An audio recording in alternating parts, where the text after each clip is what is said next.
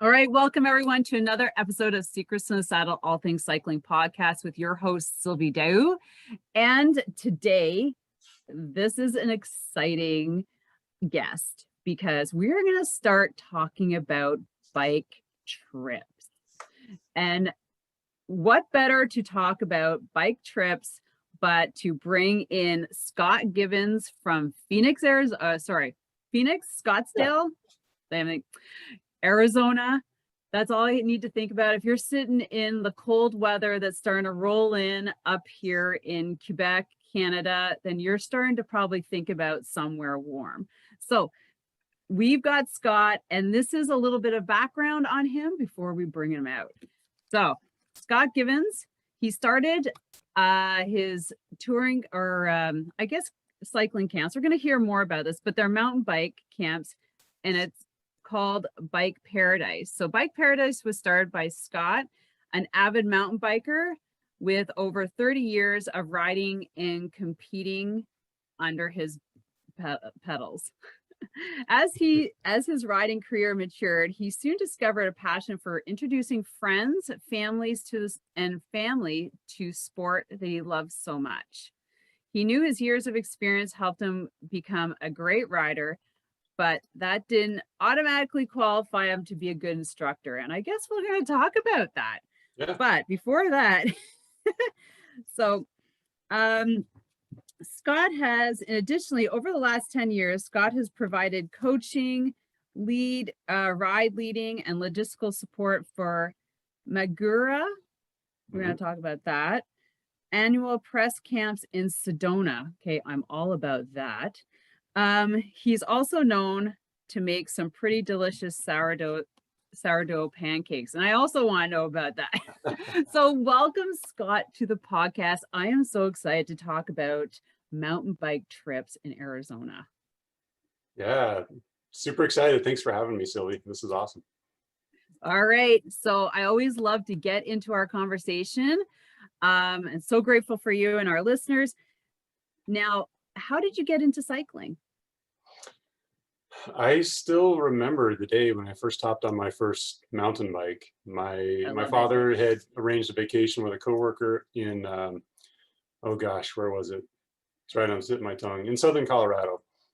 And the coworker had a cabin, and he had a Jameis Dakar, I think was the mountain bike. And I think I was 14, and I hopped on it and started pedaling around. And you know, I grew up with kids' bikes and BMX bikes, I'm sure, like most of us did.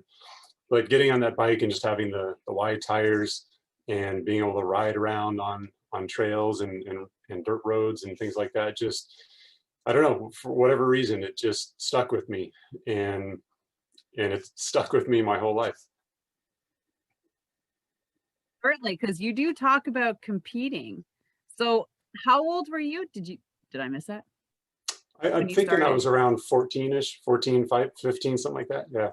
So that's about the ripe age of teenagehood. And did you get competitive after that? Or because you talk about being in competition riding?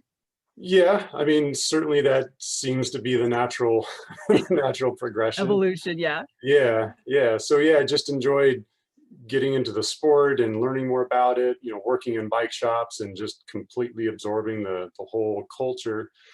And then certainly me and my high school buddy, we started getting into, oh, what would it be like to race? You know, we think we're really good, really fast.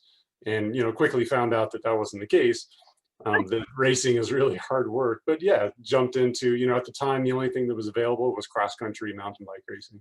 So we did a handful of cross-country races, and then I always sort of gravitated to descending. I really enjoyed that part of it, and was, you know, our little group of friends, I was the one that was, you know, just let Scott go first. He's going to be faster going downhill. So then I got interested in downhill racing, and did that for a couple of years. And this is all just at amateur, you know, sport level, nothing pro level at all. But then, you know, the thing with downhill racing is it's a whole lot of work for really a one-shot deal. You know, you can train and practice, and you've got your 3 to 5 minutes on the course. And if you have a mechanical or a flat, then all that prep and all that work is just, it's over like that. So, and of course I had a few of those where I had a flat or a crash or something. And so, you know, and then enduro started becoming popular on the scene, and it just made sense. You know, this is the kind of riding that everybody likes to do. You know, you have that social ride up to the top of the hill, and then everyone has fun blasting down. And so I really enjoyed that, and started enduro racing, I think in around 2013. No, I think it was before that, maybe 2012. And then I did a few kind of one-off enduro races, and then got into the Big Mountain Enduro scene, the Big Mountain Enduro Race Series, which is a North American enduro race series that goes between Colorado and Utah and New Mexico, and they've even branched out farther now. But yeah, I really enjoyed that. I raced the entire full seasons of 2013 and 2014, and was very proud to take third place overall in the masters class. So yeah, Yay. it was a ton of work, and Yeah, I bet. a lot of work, and it was the whole family. You know, I had I've got two boys. They're almost 9 and 11 now, but at the time they were 3 and 5, and so I was dragging them and my wife, and we're camping in a trailer. So it was a lot of fun though. It was a lot of fun road trips, and I got to go to places that I never would have gone before, but because the race was there, it was, hey, this is where the race is. We got to go check this place out.